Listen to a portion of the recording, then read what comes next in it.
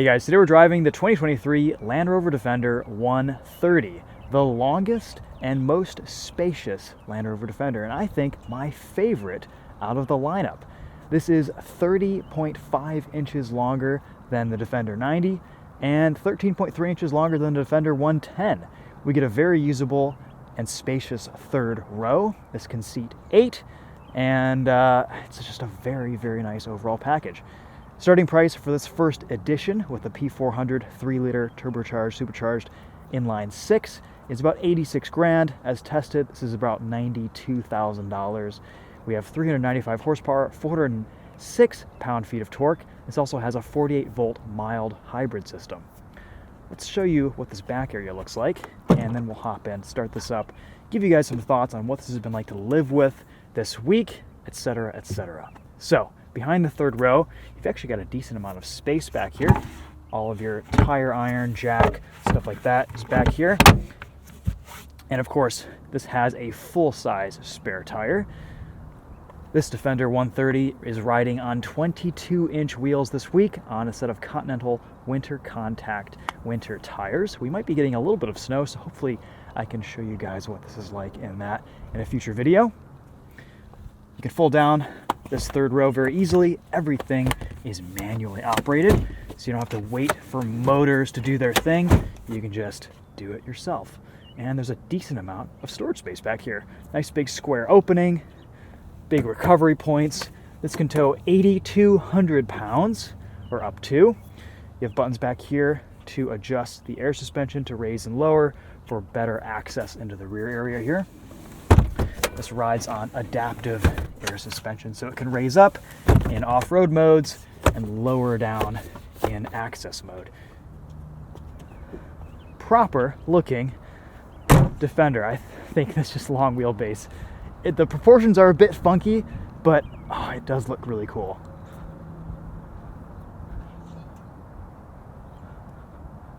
Looking extra menacing in this gray.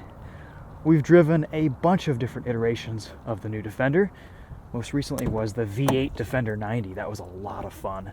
But I've got to say, this P400 powertrain is overall my favorite. I think it offers nice value. It drives great. We have an 8-speed ZF automatic.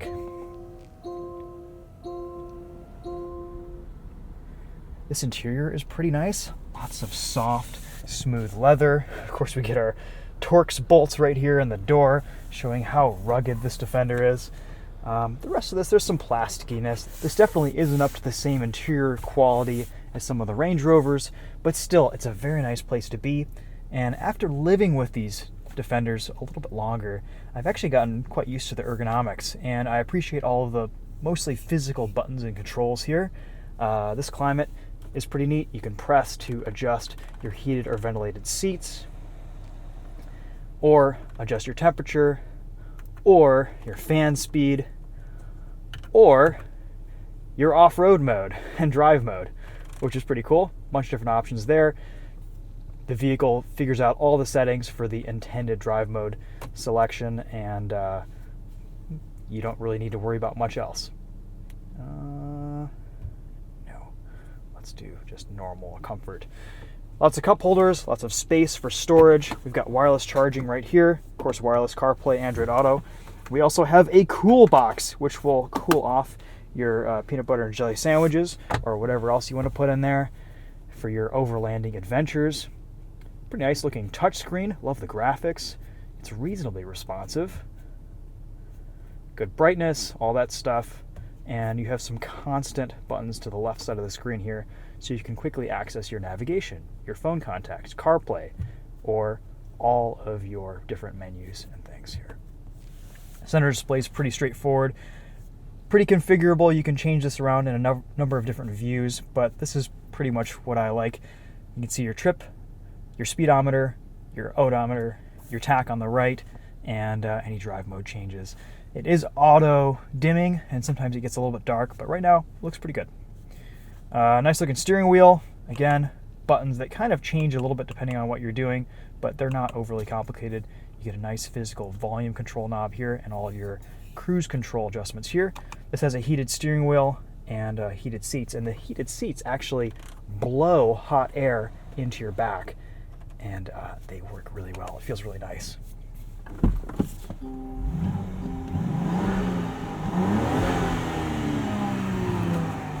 This 3-liter inline-6 does sound really nice. Let's take a quick peek at the second row here, and then we'll show you what this third row is like to get into. Nice big panoramic sunroof there, and for the third row passengers, as well as these safari windows. Yeah, I really like this Defender 130. I think this is kind of the sweet spot in the range in terms of usability. Yes, you lose some departure angle off-road, and yes, it's a little bit larger, but this doesn't feel overly cumbersome on the road for the size of vehicle that it is, and it's just as usable, I think, in here as a lot of full-size SUVs, but it's kind of Lexus GX size. It's kind of that perfect width to get through city driving environments, park in a parking space, take to Starbucks, go off-road through a tighter trail, whatever you need to use your Defender for. This is about the right size to do it in. All right, so we get rear climate control. Again, back here, very similar knobs, switches, dials. We can make all of our adjustments. Do we get heated seats? I don't know if we do. We have an armrest, and I feel like we should get heated seats in the second row because there are heated seats in the third row. Speaking of which, let's check that out. Tons of floor room here to maneuver around inside. These seats can be moved forward and backward. Again, all manually operated. To access the third row, all you do is just pull this lever. This slides forward. This is a bit of a tight pass-through here, but I'm an adult, 5'10", 150 pounds, and I gotta say, guys, I am very, very comfortable back here. I have inches of headroom. I can see out of the window. Here's my heated seat control. This is great, and there's even a little bit of room behind me to put things. Yeah, I could spend a lot of miles back here in this third row. This is very comfortable. There's even a little bit of room underneath the second row to put my feet. And the nice thing about this third row is that you can fold these seats down individually. So if you do need to allocate a seat or two for stuff, you can do it. It's easy enough to get out of. Just pull that lever, push the seat forward, and just kind of throw yourself out of it. Okay. Very nice. I like this grab handle too. Nicely placed, feels very solid.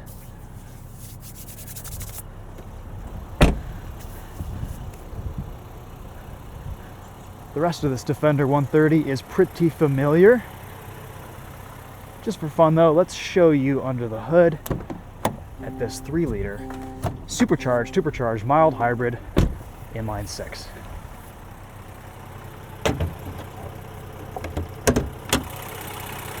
Not a whole lot to see, to be honest. A lot of plastic. Nice engine though, sounds good. Very smooth, paired with this 8-speed ZF. Does a really nice job shifting through the gears.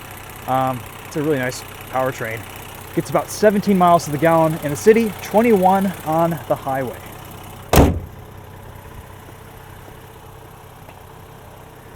I think this only weighs about 150, 160 pounds more than the Defender 110, which is not that much for all the extra space and length to this 130.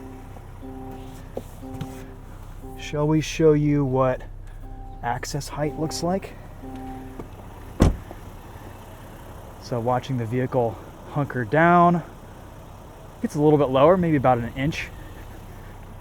And then full off-road mode gives you lots of ground clearance. Right, so that's normal height. And then this is off-road mode. And you can drive in this ride height up to speeds of 50 miles per hour, which is pretty cool. Look at that. Insane approach angle, really nice ground clearance. Very flat floor, some skid plates under there to keep you protected. course, your departure angle isn't going to be as good as some of the other Defenders out there, but I mean, if you're going to be doing a bunch of off-roading in this thing, get the 90, call it a day, have some fun. Oh, this is just great. What a versatile, cool SUV. I think that's the other thing here that needs to be mentioned, is the cool factor of this Defender 130, I think, is kind of off the charts. It is a really neat vehicle to behold. Let's put us back into normal height. Here's what our reverse and 360 cameras look like. Nice and high resolution, though a little bit small on the screen. One thing that I like is that it does kind of paint you a picture of what's underneath the car. There we go. If you back up for long enough, it'll show you what is under you. So if you're driving forward, it can kind of show you the lines underneath the vehicle, which is pretty neat. There are off-road cameras, which will show you your right and left sides. Those mirror cameras are very useful for placing those front tires. It'll show you if differentials are locked, suspension articulation, all that stuff. There's also a tow camera, useful camera system, and you can turn on 3D mode, kind of circle around your Defender virtually, and your parking sensors, all that good stuff. Okay, let's set off, take this for a drive, and give you guys some thoughts on what this is like on the road. I will say it mostly drives exactly the same as the Defender 110 we spent some time in. Maybe a little bit heftier. You can maybe feel just a little bit of that extra length from this body. Hard to tell. Steering is ultra light. Ride quality is excellent on this adaptive air suspension. Really soft. I would probably personally want to swing for the 20-inch wheels. They come standard on this Defender. These 22s are just a little bit too big for my tastes.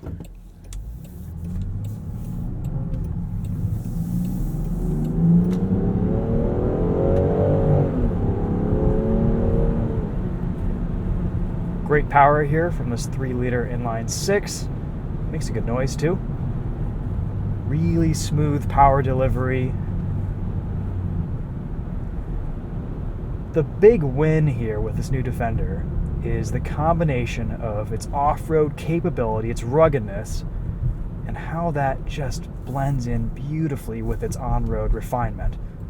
You can go out, you can get a Bronco, you can get a Jeep Wrangler, you can have tons of off-road capability in both those options, but neither of them have the quietness, the smoothness, the refinement, or the versatility of options for length in their lineup as this Defender does.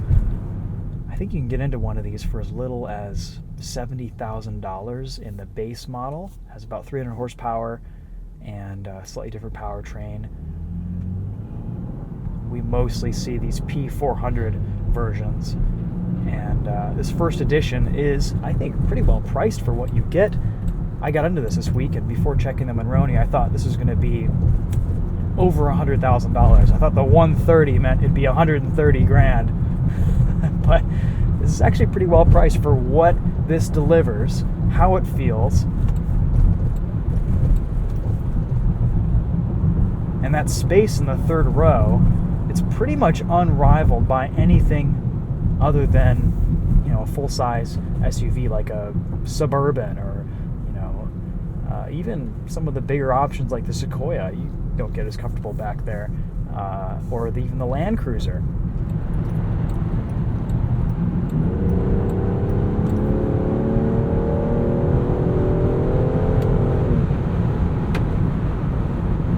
So, cruise control.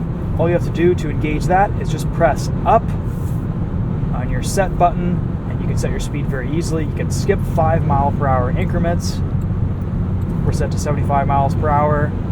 You can adjust your following distance with ease. And I've got to say, this is actually a really nice adaptive cruise control system. It keeps a good following distance at the closest setting. It doesn't feel like you're always slowing down too much with traffic around you. This only has a lane keep assist system, so no lane centering system. It just kind of bounces you between the lines, and you can easily turn that on and off with the press of that button. You can also switch to a speed limiter. So that'll just kind of keep you from going too fast. If you don't want to use the adaptive system, you just want to kind of use your right foot on the gas pedal, that's fine. You can switch between that by pressing right here. Heated steering wheel button. I love this button configuration. Once you get familiar with it, it's really easy to use and live with. You can hear there's some wind noise here on the highway. This is, after all, shaped like a brick.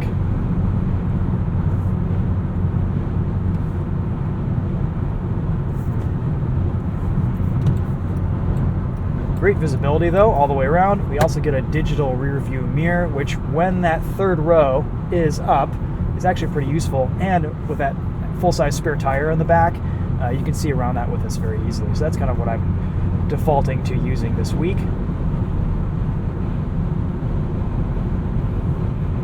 Really comfortable on the highway, nice high driving position. The Meridian sound system in this really bumps. It's one of the better Meridian units that I've listened to from Jaguar Land Rover. So while we're here, why don't we just give that a quick test.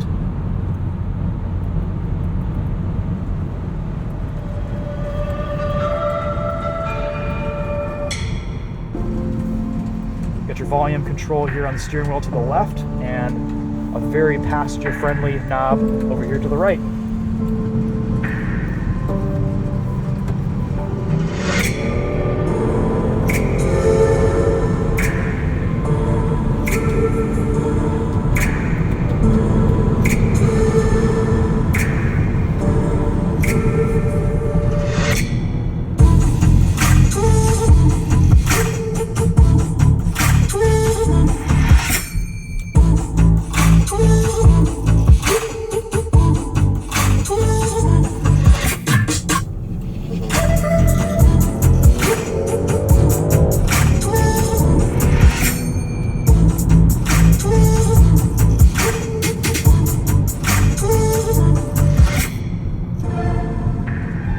Really clean, very crisp, super clear audio, powerful bass. Yeah, I love this Meridian. This is really nice. We don't have a sport mode, so to speak, for the suspension or handling or dynamics, but this is adaptive suspension, and you can switch the transmission over into sport mode. That'll keep the revs a little bit higher, give you lower gears. No paddle shifters, but we do get the proper downshift, upshift direction from the shifter, which is right next to the steering wheel. Beautiful placement here.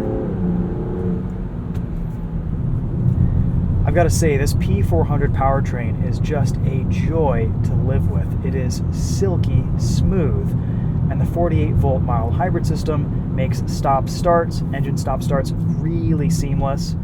I'll show you what that's like here at the stop sign. So, engine turns off. Let off the brake, kind of just comes back on. You can easily turn that off or disable it right there. I'm not sure if there's any torque fill with that 48-volt mild hybrid system. I assume there is a little bit, but at least for stop-start situations, it works really well. All right, let's tackle an entrance ramp here. Listen to this inline six sing and test out the handling of this Defender.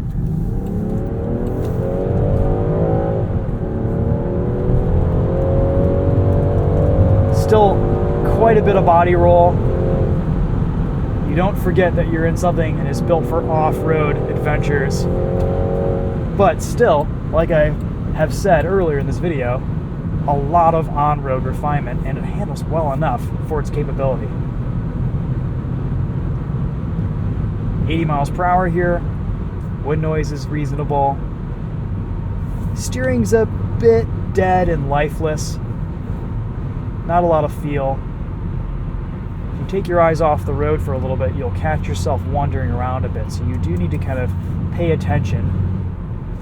The steering wheel has the perfect level of warmth in its heating elements. It's heated pretty consistently all the way around. And it's something that I can just leave on without getting burned too much on my hands. I could just drive this without gloves and be very comfortable, which is really nice. For long highway stints, these seats are very comfortable. They're not quite as nice as the Range Rover seats, but still nice bolstering, a lot of adjustment. You have 3 seat memory settings over here to the left.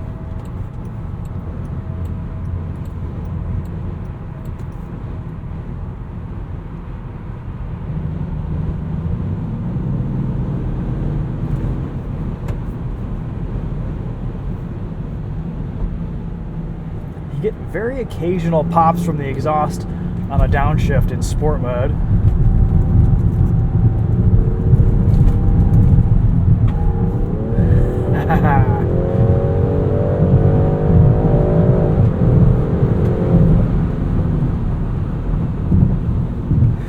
Jeez, the steering feel is just non-existent. But the positive side of that is that it's very isolated and very comfortable.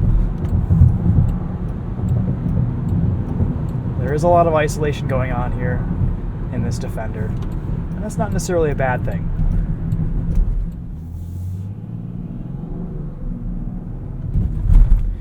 Alright guys, so summing up the Land Rover Defender 130. My favorite Defender, drives great, looks pretty good too.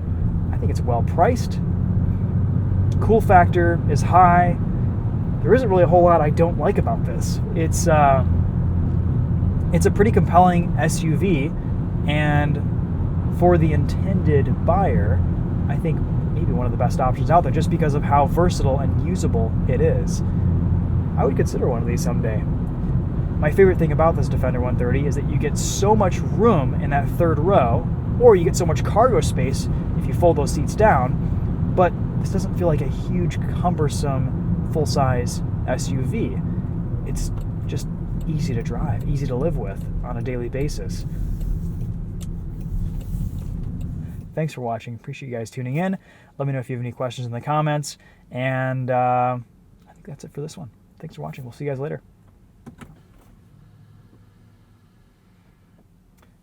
Automatically lowering there. You can also set this to automatically lower to access height whenever you park, which is pretty cool. Makes ingress and egress a lot easier.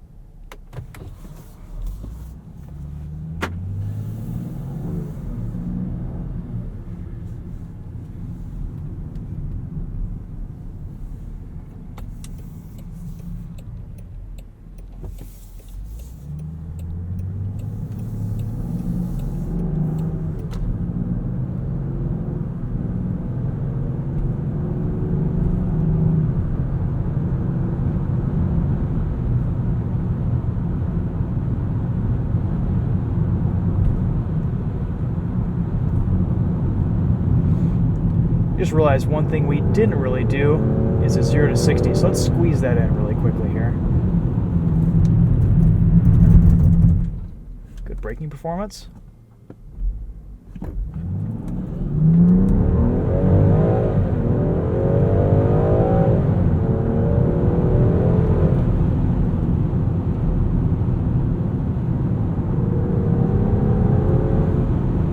It's quick enough